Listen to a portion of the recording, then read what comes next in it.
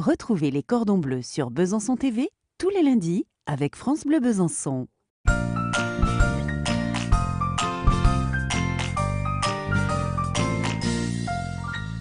Bonjour à tous. Cette semaine, j'ai encore une surprise pour vous. J'ai invité un chef, j'ai invité Patrick Cachot de l'hôtellerie du Château d'As à Beaume-les-Dames dans le cadre du label Qualité Tourisme Franche-Comté. Et Patrick va nous préparer... Bonjour Jocelyne. Alors cette semaine, je vais vous préparer un filet de truite de la vallée du Cusançin farci aux fruits secs et aux morilles, légumes du jardin de Thieffrans, des légumes anciens. Voilà. Alors on va en cuisine à quatre mains.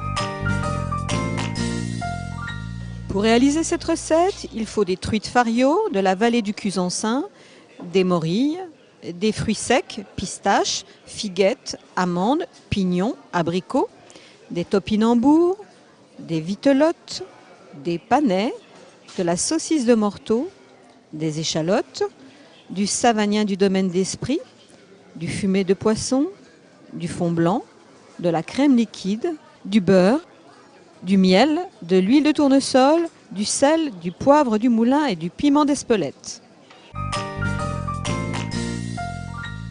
Pour réaliser cette recette, vous allez demander à votre poissonnier de lever les filets de truite, puis vous allez enlever la peau et les désarrêter.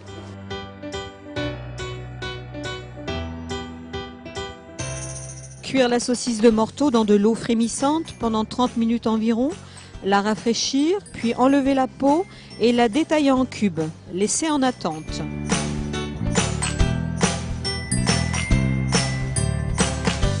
Éplucher les pommes de terre vitelottes, tailler des fines lamelles à la mandoline, les déposer dans de l'eau froide puis les rincer. Bien sécher sur du papier absorbant et frire dans de l'huile pour obtenir des chips croustillantes. Laisser en attente. Éplucher les topinambours, les laver, les égoutter et les couper en 4, les cuire dans du fond blanc légèrement salé 10 à 15 minutes environ.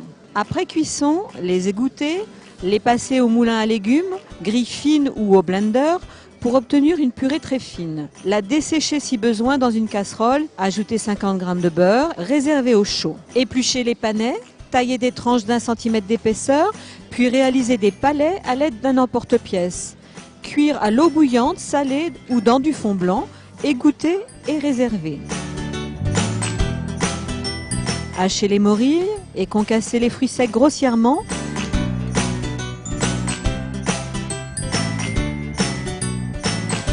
Suer une cuillère d'échalotes ciselées finement avec une noix de beurre. Mélanger le tout et cuire 2 minutes à feu doux.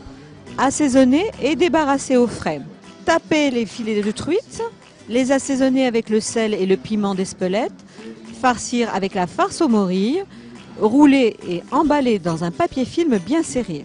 Suer au beurre le restant des échalotes, déglacer avec le savagnin du domaine d'Esprit, réduire, mouiller avec le fumet de poisson, réduire à nouveau, crémer légèrement, cuire de nouveau. Lorsque la sauce est onctueuse, vérifiez l'assaisonnement et la monter avec 50 g de beurre bien froid. Cuire les roulades de truite à la vapeur environ 4 à 5 minutes.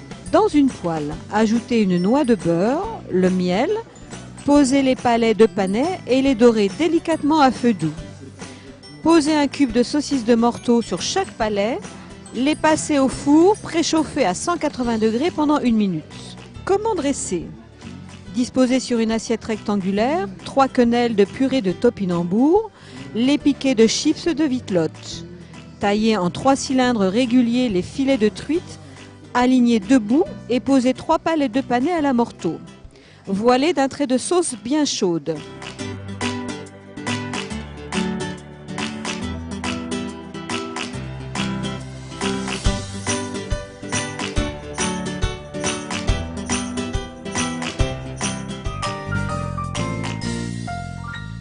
Le petit conseil du chef, de préférence, choisissez une truite fario à la croissance plus lente et plus goûteuse par rapport à une truite arc-en-ciel.